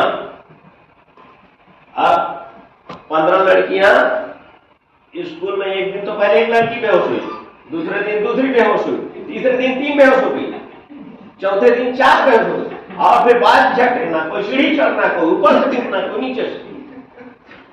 सुन नहीं? अब ये नया टाइप का जैसा जैसा समय कटता है वैसे वैसे अंधविश्वास के उपद्रव चालू हो रहे। ये तो हमने डीओ को बुलाया, वो जिला शिक्षा अधिकारी को, जिला शिक्षा अधिकारी को कहा कि भाई देख, मेरे को पता चल जाता है, मैं वो गिद्ध हूँ, कहाँ कहाँ मरी है, मैं पहुंच जाता हूँ, पहुंच गया। तो मैं बोला इस सबको मैं ठीक कर दूंगा। इसका बीमारी क्या है? इसको कहते हैं सामूहिक, हाँ, मास हिस्ट्री। वो क्या होता है? मैं इस सामूहिक मास हिस्ट्री, एक पर्टिकुलर लड़की जैसे एरिया में बीमार है या उसको मेंस्ट्रुअल प्रॉब्लम है या सुबह नाश्ता नहीं करी है और आगे गिर जाती है, तो जो उसकी क्लोज फ्रेंड है वो भी गिरती है। अब जब गुरुजी उठाने जाता है, जो रोज उसको डांटता है, पंखा धूपता है, उसको अच्छा लगता है, पर ये नहीं बताती कि मजा आता कि तीसरी दूसरे दिन गिरती है, चौथी फिर एक साहू गुरुजी आता है और फूंकता है और सब उठ के बैठे। वो साहू गुरुजी बस्ती फूंकते काम करता है, फूंकता ही है। फिर हमने गया और ये कहा कि ये सब फूकना फाकना बंद करो गुरुजी, यदि किसी को भी ऐसा होता है तो उसको बताओ। फिर मैंने अपना नंबर दे दिया, जब भी ऐसा हो ना तो आप लोग तक पास टाइम है, कुछ बात करो। हाँ सर, सुन रहे हैं। हम कहा प्रिंसिपल को बुलाए, नंबर मेरा रखो, जाने चिल्लाए बकबकाए, हमारे से बात करा। हो गए, तो मैं आ गया। फिर चिल्लाने लगे फोन से, सब सुनाने लगा। मैं कहा कि उसको अकेले कमरे में ले जा, वो लड़की का अकेले कमरे में जा, फाटा खिड़की सब बंद कर, जबकि लड़के झांकते हैं जब कोई चिल्लाती है तो। और मैं कहा तू उसके पीछे खड़े हो और बाल को पकड़ा, उठा उसको। जब बाल पूरे शरीर का वजन बैठी लड़की, उसके बाल को तानोगे ना तो सारा चिल्लाहट हो जाता है, सारा स्कूल की बीमारी खत्म। इसको महाशिष्टिया बोलते हैं, जो बहुत क्लोज है, किसी को कोई तकलीफ हो तो सारे ऐसी करने लगते हैं। ऐसा फिर दुर्ग जिला के भैंसगढ़ में हुआ। और सुखा बांधा कहाँ है? वो बेनदी नहीं है, गरिया बन गई सुखा, वो है साधा बांधा पास एक स्कूल, वहां हुआ। हम ऐसे जाते हैं, प्रिंसिपलों को देती हैं, ऐसा होता है तो हमको बुलाया करो। लेकिन ये जो है ना, गांव में जो है ना, बहुत कुछ बदमाश भी रहते हैं। जब ये लड़की बीमार हुआ तो मैं सीधा बांधा गया, तो 5 मिनट ही बचा लगता है। हाँ। तो मैं गया, तो जब ये ऐसे चिल्लाने चिल्लाने लगे तो मैं पता लगा कि स्कूल नया बना है जंगल के बीच में। पुराना स्कूल भर गया, वो 8वीं वाले चले गए और 11वीं वाले वहां चले गए। 11वीं वाले वहां पढ़ने लगे, जंगल के बीच में स्कूल है। तो गांव वालों ने कहा कि नहीं, मैं पब्लिक का ओपिनियन लेने पानठेला में आ गया कि लोग क्या कहते हैं, पेरेंट्स क्या कहते हैं। तो पानठेला में ऐसे बहुत लोग रहते हैं फालतू, चाय पियेंगे, इधर के पास उधर, इधर पास उधर। दूसरे दिन में गया तो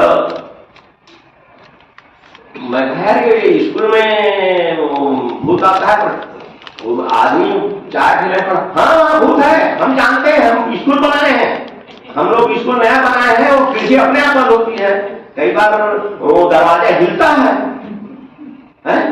तो मैं कहा अच्छा क्या? नहीं नहीं, हम लोग खुद स्कूल बनाए, हम लोग खुद उधर नहीं जा पाते। तो मैं कहा तुम लोग आना यहाँ रात में, तुम लोग आना। तो मैंने उसको बुलाया, उस आदमी को। मैं कहा यार देख, ये मैं हाथ में किताब रखा हूं, ये कार की डिक्की नहीं खुल रही है, थोड़ा खोलने लगा। तो कार की डिक्की खोला उसने, तो मैं बोला वहां भूत है? तो हाँ भूत है। तो मैं कहा ठीक, उससे बड़ा भूत मैं हूं। तो वो मैं डिक्की खोला, उसमें मेरा टिफिन था, एक मच्छरदानी था, वो लोग चादर थे और बंदूक था, और मैं गोली उसी में डाला। मैं आज रात को वहीं सोऊंगा भैया, अब कैसा भूत आता है, कैसा भूत आता है, तो मैं फिर उसका भूता बनाऊंगा।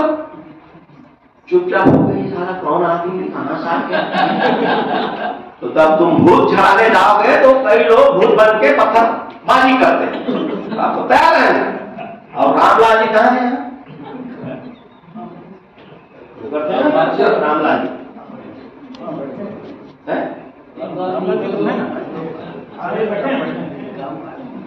कहाँ गुप्ता जी खड़े बैठे हो। अरे गुप्ता जी सुनो, बैठो, आज मजा ले लो। ये आज आखिरी दिन है अम्बेडकर जयंती का, उसके बाद 364 दिन तो कुछ नहीं करना है। जब आपको लगा कि मिर्चा बांध रहे हैं, उसके गेट में टांग रहे हैं, तो मैंने भी देखा। सुनते जाइए, मैं क्या किया, मिर्चा जो बांधता था उसमें आता था। अब इसको बंद करो। दूसरा और है, और दूसरा कुछ वीडियो। हाँ, ये देख लो साहू लो, इसको रहे तो आराम से पढ़ेंगे इसको। फिर मैं वो लूना पे आता था, 2 झोला सामने टंगा रहता था, नींबू और मिर्चा, धागा काला। तो मैं एक दिन वो लोहा दुकान में कुछ ताला चाबी लेने गया था, तो उसके यहाँ टांगा। फिर बगल दुकान में टांगा, तो मैं कहा अरे तुमने टांग के चला गया, तुम पैसे, वो महीना है। मैं कितना देते हो? महीना 150 रुपया। तो मैं कहा यार साला 2 झोला रखा है, वहां तक जाता है, 10 बजे चालू किया, 12 बजे तक 100 दुकान, और 200 गुणित 100 है, 200 गुणित 100 बराबर कितना होता है? और उसका कितना है? शाम को जो नींबू नहीं बिकता ना, रिजेक्टेड, बच्चा मन छोड़ के चला जाता है ना, वही नींबू रहता है। हम भी बंद कर दें, यूं ही। फिर 2 मिनट, अब जब मैं उस पीछे मेरे पास भी स्कूटी थी, लूना वाले के साथ गया मैं बोला यार तुम यहाँ, तुम्हारी कमाई अच्छी, काम धूप में जाना नहीं है, आप पूरा झोला, तो ये तुम्हारा क्यों बड़ा, कितना कमा लेते हो? बोला 20,000 कमा लेता हूँ। खर्चा कितना? 3,000 कमाया था। तुम्हारा काम धाम कुछ नहीं, 10 बजे 2 बजे के बीच में 15,000 महीना। फिर मैं सब दुकान वालों को बोला साले मत करो, तुम व्यवहार बिगाड़ोगे दुकान चलेगी नहीं, तो माल अच्छा रखोगे सब चलेगी। नींबू पीस क्या होता है? ठीक बोल रहा था, आज तक किसी ने ऐसा नहीं बोला। मैं 2-4 दुकानों में रोज गया, किसी दिन 2 को, किसी 3 को, किसी 4। वो पहचान गया, वो नींबू वाला मेरे कहते अपशब्द बोलने लगा। तो आपको अपशब्द सुनना है, मेरी अंधविश्वास पाना। आप चौराहे पे, इस शास्त्री चौक पे कुछ महिलाएं ये टोकरी में भगवान के फोटो रखते हैं लाल कपड़े में। मैं उसको खुद बुला, मैं कहा इसको चल छोड़, मेरे घर काम कर, 300 रुपया रोजी दूंगा ना बाबा। फिर मैं अपने साथ से उसको चमकाता था। जब मैं हमेशा वहीं से गुजरता था ना, मेरे देख के बोलते थे फलाना आ गया। अब सब यहाँ बोल नहीं सकता ना। तो शनि पूजा करते हैं ना, वही शनि का छोड़ो, अभी शनि का बात बता। अरे शनि फानी तो सुनो, शनि पार्टी दर के घूमे, एक रुपया लोहा कर। मैं वो शनि के साथ, शनि मेरे पास गया, 3 महिलाएं थी, उनके पास गया, पीछे अमरदीप टाकी में सब शाम को मटन लेते हैं, झोला भर, बाल्टी भर तेल को शीशी में डालते हैं, और चिल्ला पैसा तो बोरा में साफ, समझे ना, 250-300 रुपया होता है चिल्ला पैसा, और बट्टा में फिर बेचते हैं, 300 का 400 होता है, सिंधी पास 400, और वो मटन खरीदते हैं और रिक्शे में घर जाते हैं। अब घर नहीं जाते, वो मैदान में खाना पकाते हैं, पूरा कुंबा और पौवा, बिना पौवा के सही। तो आप उनका अध्ययन करिए और वही मैदान में जाइए और लात मारिए, बुनी मां। मैं वो लात खाता हूँ, गाली खाता हूँ। मैं जिस कॉलोनी में रहता हूँ, तो कई लोग झोला धर के, डंडी धर के दूसरे के बाउंड्री में जो फूल रहता है ना, उसको तोड़ते हैं। मैं उनको क्या करोगे? भगवान चढ़ाएंगे। मैं कहा यहाँ तो वो मेहनत करके पानी डाला पीछे, तो भगवान तोड़ के चढ़ा। मेरे को देखते हैं ना तो खसल जाए। तो आपको गाली खाना है, अंधविश्वास को दूर करना। आप ये बताओ,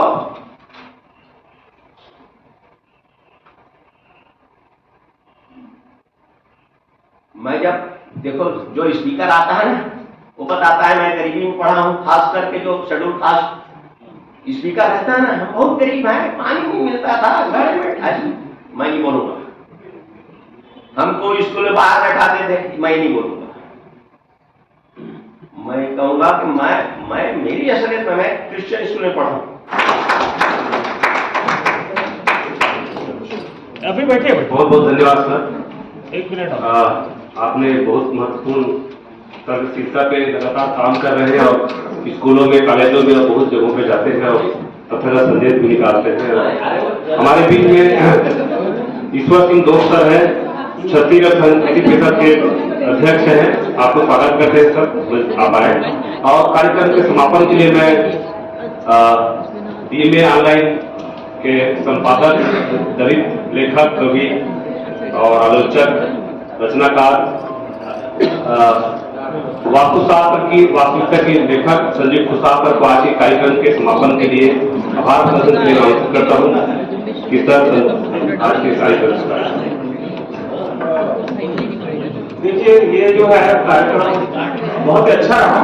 ये बात सही है कि हम लोगों को बोलने के लिए मौका नहीं मिलता ज्यादातर, इसीलिए जो हमारे स्पीकर्स हैं वो अपने समय से ज्यादा समय लेते हैं और सबके पास मटेरियल है। बहुत सारे मित्र हैं मेरे बोल नहीं पाए हैं, बहुत सारे रिक्वेस्ट भी आए हैं जो कि अपना कुछ कविता, कुछ गीत वो बोलना चाहते थे, वो नहीं बोल पाए क्योंकि समय की बाध्यता है। अब जैसे कि हम लोग जो प्रोग्राम करते हैं DMA का, तो टाइम की बाध्यता को हम लोग ध्यान रखते हैं। और भी जो प्रोग्राम होते हैं तो टाइम का बाउंडेशन नहीं रहता, लेकिन हम लोग कोशिश करते हैं कि टाइम और जो अनुशासन है उसको बना के रखें। तो बहुत बहुत धन्यवाद आप लोगों का। खास तौर पर मैं धन्यवाद देना चाहूंगा दूज कुमार भास्कर जी, जो इस कार्यक्रम को सफल बनाने में एक महत्वपूर्ण भूमिका निभाया। मैं चाहता हूं कि बनर्जी जी एक फूल उनको दीजिए, फूल आइए दूज कुमार, और एक बार ताली बजाइए। उसके बाद इस कार्यक्रम को सफल बनाने में हमारे साथी साकिब जी कहाँ पर हैं? चले गए, तो साकिब जी के लिए भी एक फूल इनको एक्स्ट्रा और दे दीजिए। ये घर के पास रहते हैं, वहीं पे दे देंगे हम, ठीक है। और उसके बाद शेखर नाम जी चले गए कि हैं? और